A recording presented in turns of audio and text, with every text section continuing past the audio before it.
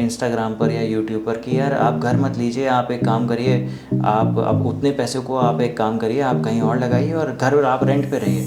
देखिए, अगर आप अकेले हैं, अगर आप अकेले रहते हैं, आपके पेरेंट्स नहीं हैं, आपकी वाइफ नहीं है, आपके भाई बहन नहीं है, तो आप ज़रूर ये कर सकते हैं, ये एक रिस्क ले सकते हैं। आपका छोटा सा बैग होगा, आपने उठाया, आज आप वहाँ रहेंगे, तो ये आप कर सकते हैं।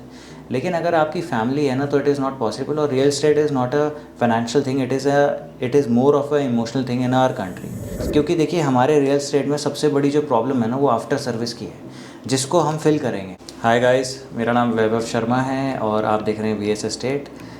हमारे चैनल को आप लाइक, शेयर और सब्सक्राइब ज़रूर करें अगर आप चाहते हैं कि आप रेगुलरली दिल्ली एनसीआर की प्रॉपर्टीज़ से अपडेट रहें। इस वीडियो में मैं आपको दो टॉपिक शेयर करूँगा। पहला टॉपिक ये रहेगा कि जो हमारे देश में जो महिलाएं हैं जो अच्छा कमा रही हैं, लेकिन ड्यू टू लैक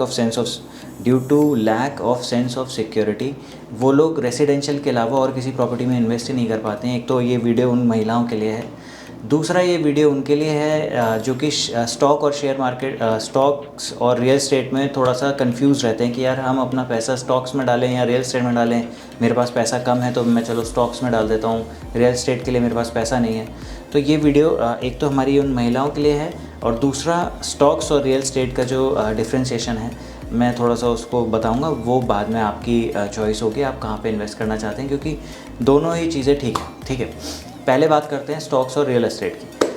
अच्छा, स्टॉक्स में आपको जो रिटर्न मिलता है वो अराउंड 12 से 15% मिलता है, जो कि which is a very good return.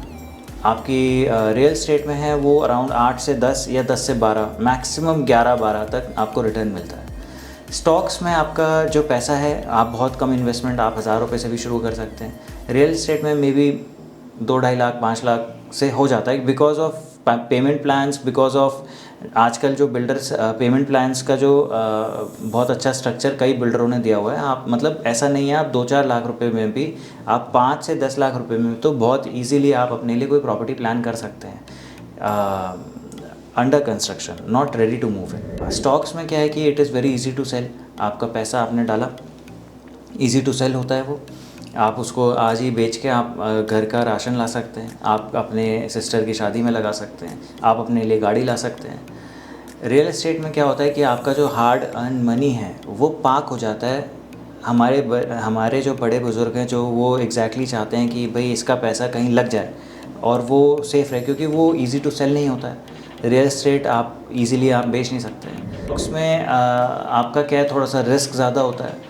Real estate में कोई भी रिस्क नहीं होता है, स्पेशली इंडिया में, क्योंकि इंडिया एक ग्रोइंग कंट्री है। और जितनी भी डेवलप्ड कंट्री हैं वहाँ पे आप रियल एस्टेट देखेंगे तो वो स्टैग्नेंट रहता है। और इंडिया क्योंकि एक डेवलपिंग कंट्री है, क्योंकि अभी भी यहाँ पे बहुत सारे प्रोजेक्ट्स आ रहे हैं, रेगुलरली आप सुन रहे होंगे, जैसे जेवर एयरपोर्ट आया, वृंदावन में मंदिर दोबारा बहुत बड़ा विशाल भव्य मंदिर बन रहा है। डेवलपमेंट आती हैं तो उससे रियल एस्टेट का मार्केट एकदम से बूस्ट करता है। तो इसलिए इंडिया में बाहर के लोग बहुत ज़्यादा इन्वेस्ट करते हैं। तो इंडिया में रियल एस्टेट में अगर आप इन्वेस्ट कर रहे हैं तो इट इज़ वेरी फ्रूटफुल। आपको हमेशा मतलब जितना 50 लाख की अगर आपने प्रॉपर्टी ली है तो वो 50 से 55 हो सकती है, 50 से 45 बहुत ही, अगर आपने कोई ख़राब प्रॉपर्टी ले ली है तो मैं नहीं कह सकता, लेकिन वो बढ़ती ही है या स्टैग्नेंट रहती है। और स्टैग्नेंट भी मोस्टली रेसिडेंशियल ही रहती हैं। अगर आप कमर्शियल लेते हैं या कुछ प्लॉट्स या एग्रीकल्चर लैंड लेते हैं तो वो बढ़ते ही हैं इंडिया में। जो मेनली स्टॉक्स की तरफ लोग भागते हैं या यूथ जाता है, वो उसका एक ही सबसे बड़ा रीज़न होता है, वो ये होता है कि उनके पास पैसे कम होते हैं। वो सोचते हैं कि यार ठीक है, हम ट्रेडिंग करेंगे थोड़ी बहुत और हम थोड़ा उसको बढ़ा सकते हैं, पैसों को कंपाउंडिंग मतलब कर सकते हैं पैसे की। तो लेकिन रियल एस्टेट में ऐसा आजकल इतने सारे जो पेमेंट प्लान्स हैं और अगर आप अंडर कंस्ट्रक्शन प्रॉपर्टीज़ की तरफ जाते हैं तो ये काम यहाँ पे भी हो सकता है। प्लस जब आपकी प्रॉपर्टी अगर वो पोजीशन पे आती है तो वहाँ से भी आपको स्टॉक्स की तरह जहाँ पे डिविडेंड आपको ऑफ़र करता है स्टॉक्स, यहाँ पे आपको रेंट आ सकता है, जिससे आप अपना जो रेगुलर खर्चे हैं आप इजीली निकाल सकते हैं। तो स्टेट और स्टॉक्स देखिए, दोनों ही चीज़ें अच्छी हैं।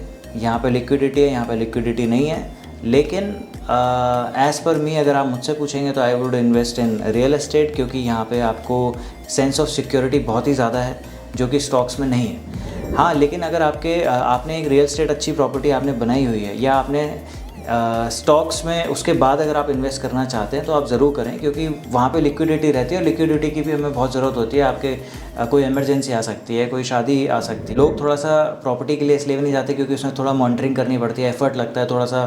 आप कोई प्रॉपर्टी लेंगे तो आप फ़ोन पे तो नहीं कर सकते हैं, आपको देखने भी जाना पड़ेगा। स्टॉक्स में क्या है, आप कंप्यूटर पे बैठे, आप स्क्रीन पर बैठे और आपने मतलब इट रिक्वायर्स लेस मॉनिटरिंग।